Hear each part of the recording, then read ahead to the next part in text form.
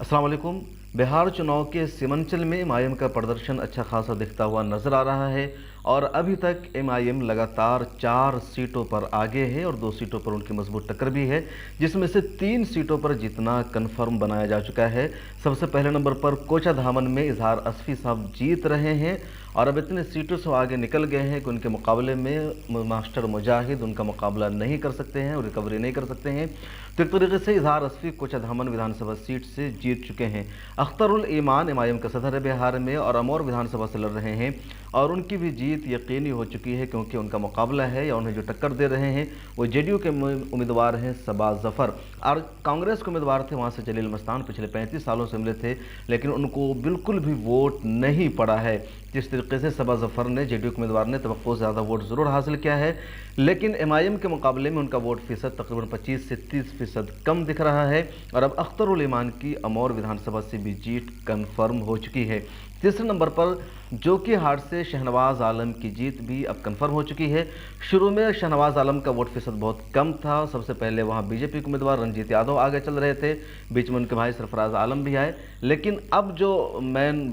खुला है और आखिरी राउंड का वहां चुनाव भी चल रहा है, आखिरी राउंड की गिनती हो रही है, जिसमें शहनवाज आलम 10,000 वोटों से आगे चल रहे हैं। जिस तरीके से जोकीहाट से भी शहनवाज आलम की जीत अब कन्फर्म मानी जा रही है। तो 3 विधानसभा जहां से एमआईएम की जीत कन्फर्म मानी जा रही है या कैसे समझे कन्फर्म हो चुकी है, क्योंकि इनके मुकाबले में जो उम्मीदवार है अब वो रिकवरी नहीं कर सकते हैं। पहले नंबर पर कोचाधामन से इजहार असफी, दूसरे नंबर पर अमौर से खुद अख्तरुल ईमान, तीसरे नंबर पर शहनवाज से जोकीहाट और चौथे नंबर पर जो बहुत मजबूत पोजीशन में है बल्कि अभी आगे चल रहे हैं वो है बहादुरगंज की सीट, जहां से अंजार नईमी आगे चल रहे हैं और इनकी भी जीत यकीनी मानी जा रही है। और 5वीं सीट जो 22 है वहां से रुकनुद्दीन सैफ भी आगे चल रहे हैं, किसी वक्त पीछे भी हो जाते हैं, वहां भी ज़बरदस्त टक्कर चल रही है।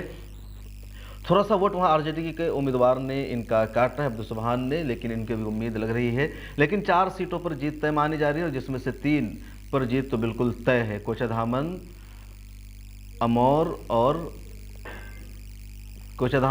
और जोकीहाट, 3 सीटें बिल्कुल कंफर्म है एमआईएम की जीत की। चौथी सीट बहादुरगंज पर ज़बरदस्त टक्कर है और 5वीं सीट 22 पर भी ज़बरदस्त टक्कर है। तो ये 5 सीटें हैं। मैंने अपने सर्वे में, मिलर टाइम्स ने अपने एग्जिट पोल में भी यही बताया था कि 5 सीटों पर एमआईएम ज़बरदस्त टक्कर देगी, लड़ाई देगी और 5 सीटें एमआईएम की निकल सकती है, जिसमें से 3 का कन्फर्म हो चुका है, 1 पर बढ़त लगातार बरकरार है और चौथे पर और 5वीं सीट पर भी जीत की उम्मीद है। इसके अलावा मजमूई तौर पर देखें तो तवक्को के खिलाफ नतीजा आ रहा है। जो हंगामा था, जो कोशिश थी, उसके खिलाफ ये कि एनडीए 129 सीटों पर लीड कर रही है और आरजेडी गठबंधन 103 सीटों पर लीड कर रहा है।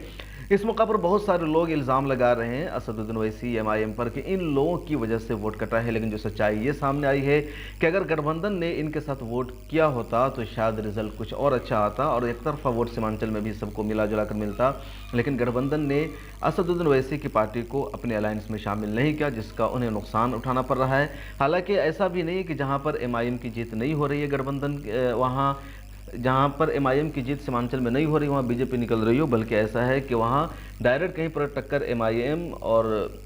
एनडीए के उम्मीदवार में या कहीं पर फिर डायरेक्ट एमआईएम में और गठबंधन के उम्मीदवार में है, तो इसकी वजह से कहीं पर बीजेपी के उम्मीदवार नहीं जीत रहे। मजलिस ने 22-24 सीटों पर अपना उम्मीदवार उतारा था, लेकिन 5-6 सीटों पर ही ओवैसी साहब की मेहनत थी और जिन जगहों पर असदुद्दीन ओवैसी साहब ने मेहनत की थी, जिन पर पार्टी का बहुत ज़्यादा फोकस था, जिनके बारे में लग रहा था कि सीटें हमारी निकल जाएगी, उनमें से 5-6 सीटें हैं जिस पर मेहनत की थी और 6 में से 5 जगहों पर ज़बरदस्त टक्कर दे रहे हैं असदुद्दीन ओवैसी या उनकी पार्टी एमआईएम ज़बरदस्त टक्कर दे रही है।